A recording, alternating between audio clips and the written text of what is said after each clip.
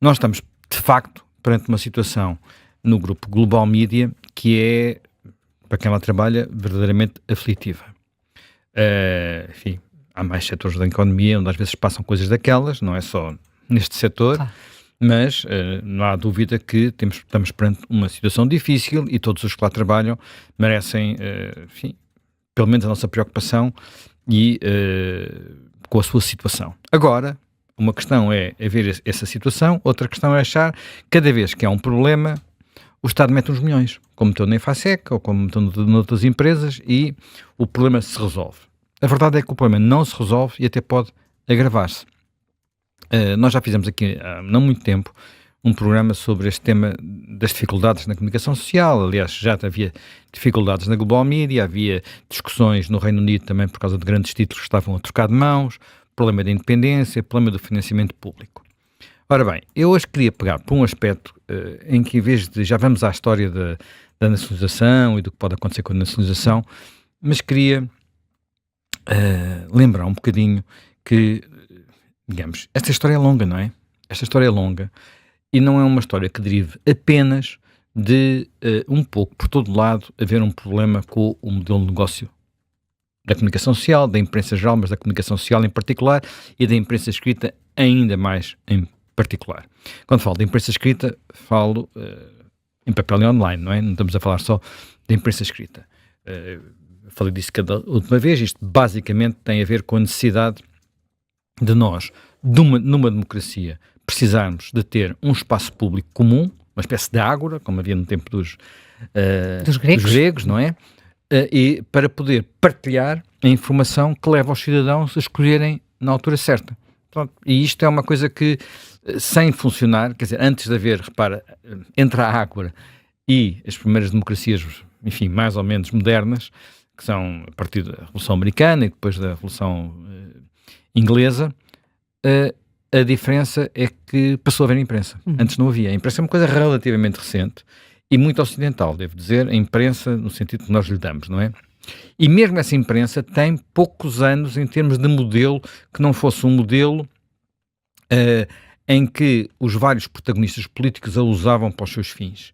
Isso aconteceu em todos os países e, curiosamente, o primeiro jornal em Portugal que rompe com essa lógica, portanto, a nossa imprensa chegou tarde, como muitas outras coisas, praticamente não havia no século XVIII, século XIX também se atrasou um pouco, ela começa a aparecer mais depois da Revolução Liberal, portanto há 200 anos, mas verdadeiramente o primeiro jornal com características em que não está ali para servir uma agenda política, é uma agenda pessoal, porque era assim que os jornais apareceram, portanto não vamos ter também grandes ilusões, foi curiosamente o Diário de Notícias, que copiou um modelo que estava a crescer em outros países, como por exemplo o Reino Unido, nisto ia mais à frente, que é basicamente um modelo de negócio que funcionou durante, não chegou a 200 anos, mas basicamente foi funcionando, que é, eu faço notícias que interessem a mais pessoas, com isso vendo um produto barato, atenção, o Diário de Notícias, o primeiro Diário de Notícias, quando apareceu, era muito barato, no tempo de Eduardo Coelho, era muito barato, por comparação com os outros jornais, tem muitos leitores,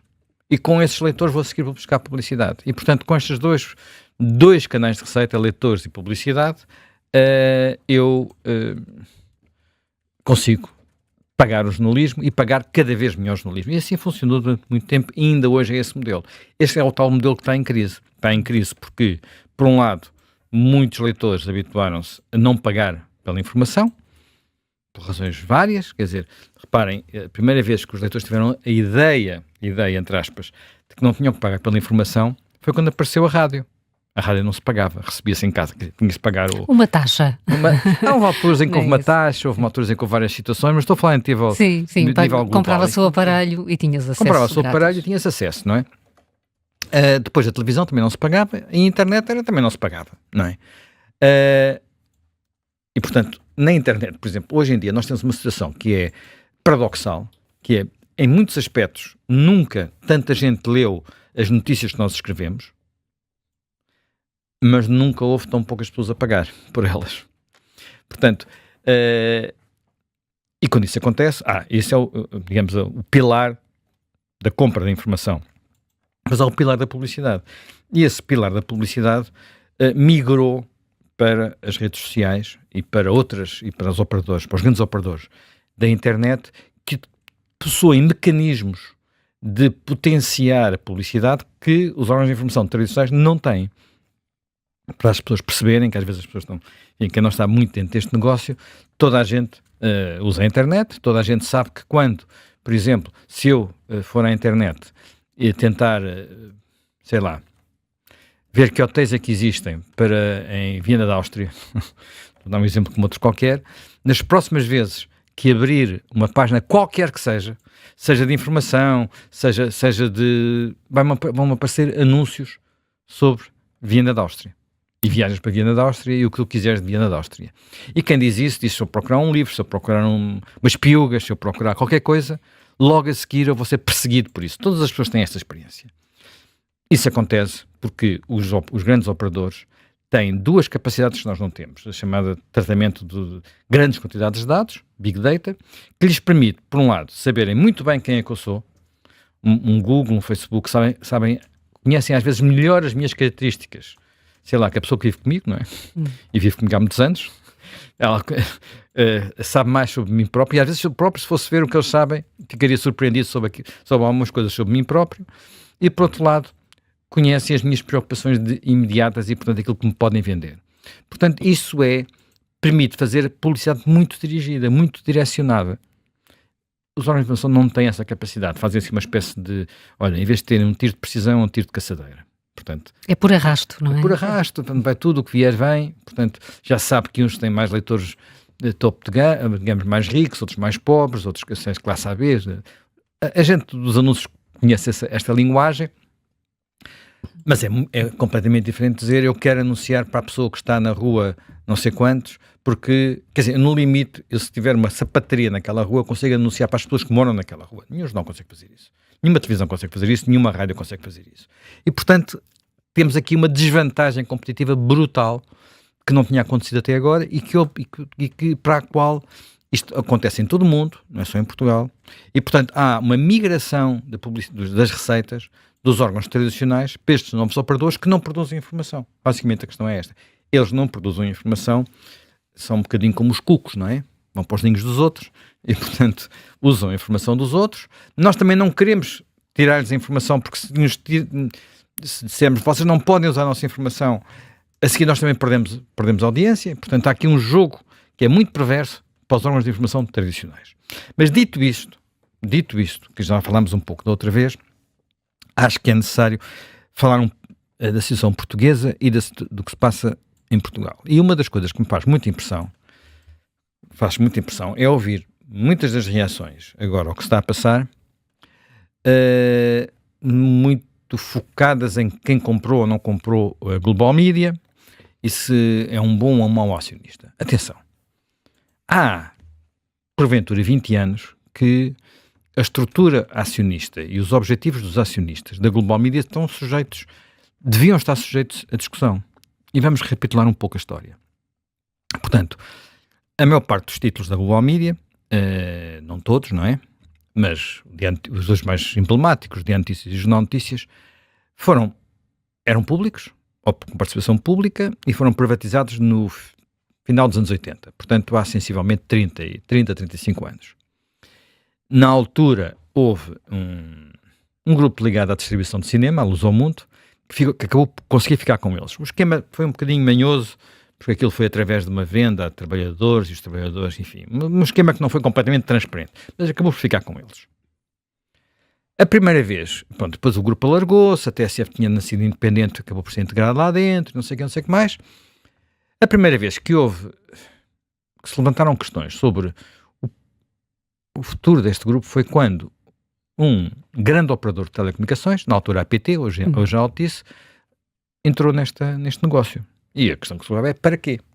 Bem, na altura se discutiu, estamos na altura da internet, os operadores de telecomunicações andam a comprar jornais de mídia, tinha acontecido, órgãos de comunicação social, tinha acontecido noutros países do mundo, mas isso criou logo uma situação de algum desequilíbrio, porque estamos a falar de um operador com poder económico absolutamente desproporcionado, e logo aí as coisas começaram a levantar dúvidas. Depois isto foi evoluindo, houve outros acionistas, mas há 10 anos para cá, que a coisa ficou completamente, eu diria, descontrolada, e nunca se percebeu muito bem porque é que um macaense vinha pôr dinheiro naquele grupo, um angolano vinha pôr dinheiro naquele grupo, e agora este fundo vem pôr dinheiro naquele grupo, e antes disso alguém que estava ligado à distribuição de às máquinas de distribuição de tabaco e outro tipo de coisas também, estou a falar de Marco Calinha, queria de repente entrar neste negócio. Nunca se percebeu muito bem qual era a lógica, qual era o modelo de negócio, qual era o projeto. Vou ser completamente sincero. E isto não se percebeu muito bem, basta olhar para o que entretanto foi acontecendo aos títulos. Eu fui ver, porque nem de memória, apesar de estar neste negócio, eu conseguia recapitular tudo. Fui ver quantos diretores teve o Diário de Notícias neste século. Neste século? Neste século. Portanto, estou a falar só deste século. Portanto, houve um, que conheci muito bem, infelizmente já morreu, e que talvez foi o último diretor que o Diário de Notícias teve com, enfim, que eu diria, com tempo, com um projeto, com essas coisas todas, que era o Mário Bittencourt Rezende. Sim. Portanto, ele foi diretor, tinha começado em 92, portanto, a seguir à privatização, e depois foi até 2004. E a partir daí é um turvelinho, verdadeiramente. Em 2004 ainda houve mais 2 diretores, o Fernando Lima e o José Manuel Barroso.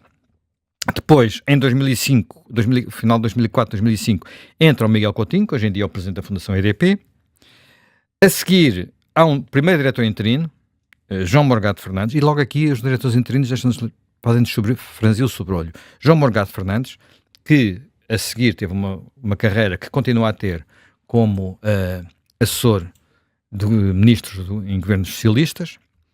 Depois, António José Teixeira, que apesar de tudo ainda aguentou 2 anos, 2005 e 2007. Aqui, outro interino, Miguel Gaspar, que já morreu. Sim. Depois a seguir até foi para o público.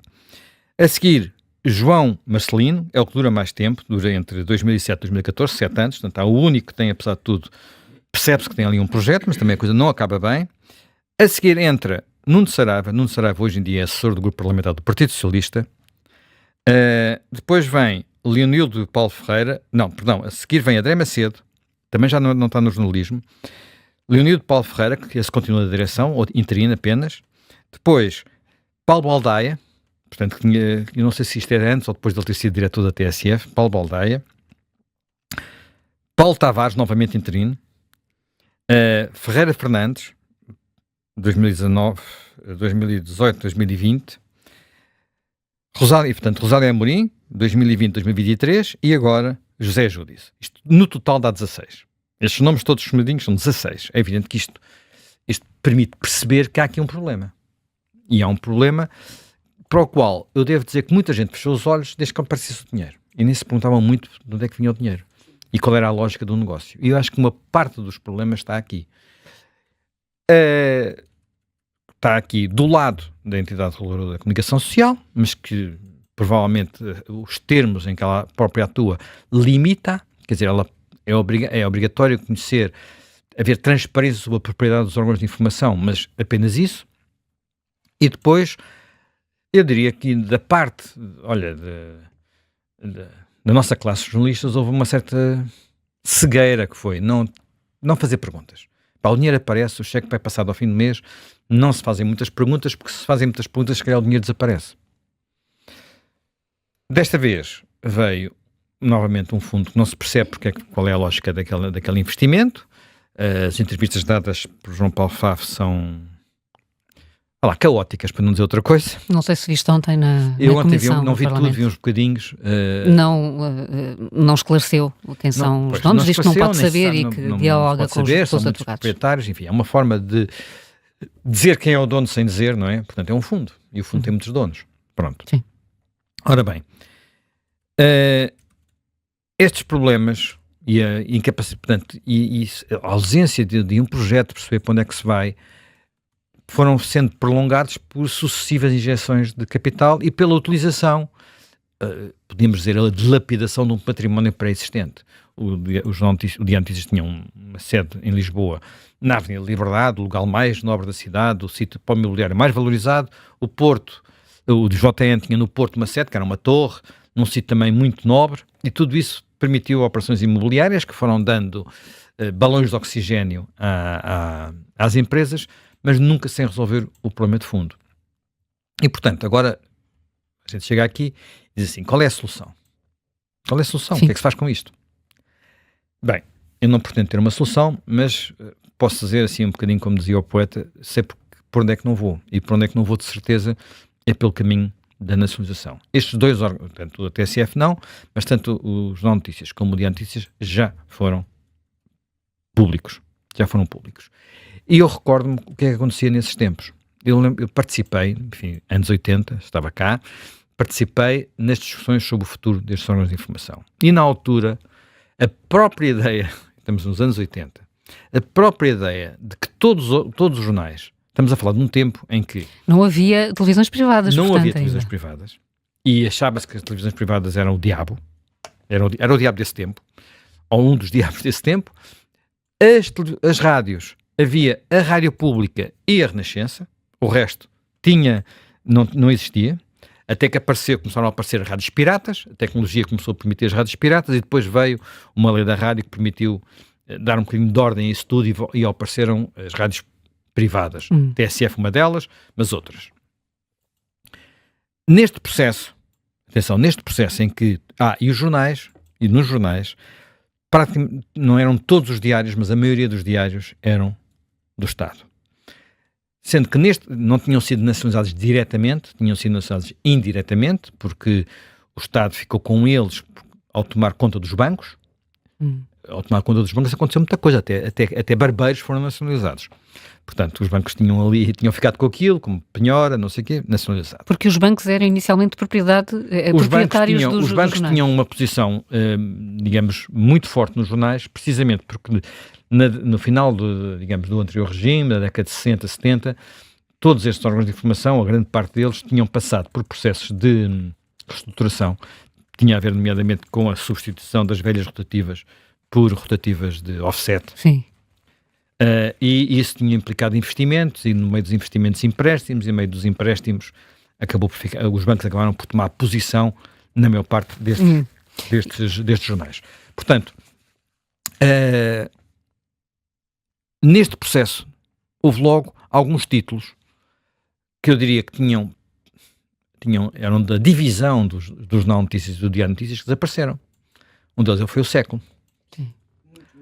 O Século foi, durante muitos anos, o grande jornal de Lisboa. Não era o Diário de Notícias. Era o grande jornal de Lisboa. Teve diretores muito afirmativos, muito presentes, tinha o melhor arquivo de todos. Não a era fotografia o Diário de Notícias, do Século era uma coisa muitos furos acima. Embora o Diário de Notícias tivesse tido grandes repórteres nos anos 30, estou a pensar nomeadamente o caso do António Ferro, não é?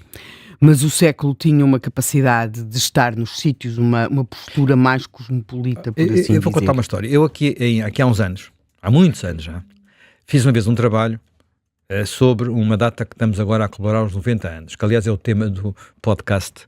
Eu não ouvi ainda, mas é o tema do podcast do Rui e do João Miguel Tavares, o resto é história, que é o 18 de janeiro de 1934. Portanto, foi uma revolta que houve na Marinha Grande. E nessa altura, afinal, não havia nada digitalizado e tal, portanto fui, já não sei se para a Hemeroteca, se para a Biblioteca Nacional, um daqueles sítios onde a gente podia ler os jornais antigos, e estive a ler o que é que os jornais escreviam na altura. A diferença entre o Século e o Diário de Notícias era abissal. O Diário de Notícias tinha feito um trabalho burocrático, quase só com base em comunicados oficiais. O Século, e atenção, o Século tinha feito uma reportagem anti-revolta da Marinha Grande. Portanto, quase militante, digamos assim. Não estou a dizer que fosse um jornalismo, mas era uma coisa com gente no local, cor local, tudo. Uma coisa completamente diferente. Portanto, o Século, que além disso tinha, a sede do Século ainda hoje é sede de um ministério, só para dar ideia, não é? É um sítio, o gabinete do ministro é lindíssimo, com uns azulejos Qual é o ministério? Ambiente. Lindo. Ambiente. É muito bonito. Não sabia que era aí que o Século era. Aliás, aquilo é a Rua do Século, não é? Verdade. Rua do Século, estava lá o Século. Aliás, o Milagre de Fátima, quem está lá é o Século. Os jornalistas, Sim. Quando o sol bailou, não é? Sim. Um jornalista que ia para lá cético, tinha ido para lá cético, mas isso são outras histórias. E leva fotógrafo, e aquelas fotografias impressionantes das pessoas na lama, no não sei o quê, é o Século. Eles depois têm, até porque têm judeus no seu capital, Eles têm, durante a Segunda Guerra, uma posição... apesar de serem, se poder pensar que eram germanófilos, em alguns casos se aluíam, mas, por exemplo, eles trazem muita reportagem, mesmo. Eu penso que o diretor na altura era Augusto Rosa, não é? No tempo da Segunda Guerra, no tempo de muitos anos. O Augusto Rosa é uma grande figura, tem estradas, tem ruas em Lisboa. Sim, portanto, aquilo era uma família muito importante, e eles têm o Moses Amzelak, e eles, por exemplo, trazem reportagens na Holanda com os bispos holandeses que estão a denunciar as perseguições dos nazis. Ou seja, havia ali uma postura muito, muito mais cosmopolita. E era um jornal que vendia mais que o Diário de Notícias. Era mais popular que o Diário de Notícias, portanto, era um jornal, portanto, de formato grande, que a gente na gíria chama broadsheet, mas aqueles jornais que dá para muito grandes, não é? E depois tinha revistas com muita qualidade. Pronto, atenção. E, no entanto, é o jornal que morre. É o jornal que morre a seguir ao 25 de Abril, ou melhor, a seguir, já, portanto, já no período 76, 77. E é morto, 77. Sabes por quem? Não. Sabes quem é um ministro que decide que o jornal fecha? Manuel Alegre. Naturalmente, porquê? Porque o jornal tinha sido, enfim, era público, tinha sido um dos jornais com mais convulsões revolucionárias e já tinha perdido completamente os leitores todos. Eu, quando era miúdo, portanto, década de 60, isto de facto era outro tempo, quando era miúdo, portanto, miúdo mesmo, lembro-me que em casa dos meus pais, onde se liam os jornais, compravam-se todos os dias 3 jornais. Vê lá tu, outro tempo, hoje nem um por semana. Compravam-se 3 jornais. E os jornais custavam na altura, cada um, 10 tostões em dinheiro de hoje é meio cêntimo. Quer dizer, tinha a fazer a correção pela inflação, não fui fazê-la para saber qual era o valor exato. E esses jornais era de manhã, o meu pai comprava, ou provavelmente levavam a casa o Jornal de Notícias, o Diário de Notícias e o Século. E à tarde, variava um bocadinho, ele comprava um vespertino, porque havia jornais à tarde, não é? Eu só me lembro da Capital. Portanto, havia a Capital, havia o Diário Popular. Ele ou era a Capital, ou era o Popular, ou o Diário de Lisboa, dependia um bocadinho às vezes. O Diário Popular acabou depois da Capital. Antes quando os jornais passaram de 10... É 91. Eu era miúdo ainda, quando os jornais passaram de 10 tostões para 15 tostões. Portanto, com os mesmos 13 escudos, o meu pai continuou a gastar 13 escudos e cortou o Século. O que deixou a minha avó furiosa. A minha avó vivia em nossa casa. Porque o Século era o que ela gostava de ler. Portanto, isto era um outro tempo. E obviamente que eu sei que nessa altura a maior parte das pessoas não liam jornais. Mesmo assim, as tiragens eram muito grandes. O Diário Popular, por exemplo, que é um jornal que chegou a ter, talvez da tarde, o mais popular de todos, tinha os tempos eram outros, tinha uma altura, acho que era quando fazia anos, que fazia um sorteio. Com os nossos enumerados, tinha um sorteio. E houve pelo menos um ano em que o prémio era um apartamento de J. Pimenta. J. Pimenta era o grande construtor aqui da zona de Lisboa. E nesse dia, havia dias em que o jornal vendia 1 milhão de exemplares. 1 milhão de exemplares. O Diário de Notícias hoje vende 1000 e qualquer coisa. 1800. Sim, mas esses 1800 já conta com ofertas e outras coisas. Não é? Portanto, não chega a 2000, tá? Fica longe de 2000. O público está abaixo dos 10 mil. O Jornal de Notícias, que chegou a vender mais de 100 mil, há pouco tempo, neste século, está a vender 17 ou 18 mil. O Expresso, que também chegou aos 140 mil, está nos 40 mil. O Correio da Manhã, o famoso Correio da Manhã, que também chegou aos 100 e tal mil, está nos 50 mil, é o que vende mais. Sozinho vende mais que os outros todos somados. Portanto, eu acho que... Mas alguns desses leitores estão agora a ler no digital. Não compram, mas pagam assinatura, ou não? Alguns, mas não tem comparação possível, não tem proporção possível. Portanto, em alguns órgãos de informação que têm, apesar de tudo, um número significativo de assinantes, portanto, e em Portugal só há 3 órgãos de informação com um número significativo de assinantes, que somos nós, o Observador, o Público e o Expresso, que têm, de facto, umas dezenas de milhares de assinantes, qualquer um destes títulos. Mas não muitas dezenas, tá? Não muitas. Tudo o resto tem... o JN, salvo erro, tem 3 mil ou 4 mil assinantes, ou coisa assim do género. Portanto, assinantes digitais. Portanto, estamos a falar de um mundo que, de alguma forma, desapareceu. Ora bem, no tempo, uma das razões porque ele desapareceu foi também o que aconteceu do tempo da nacionalização. Houve alguns que no fim conseguiram de alguma forma salvar-se. Portanto, o Diário de Notícias renasceu. O Jornal de Notícias o Jornal de Notícias teve ali uma época em que o Jornal de Notícias muitos anos não era o principal jornal do Porto.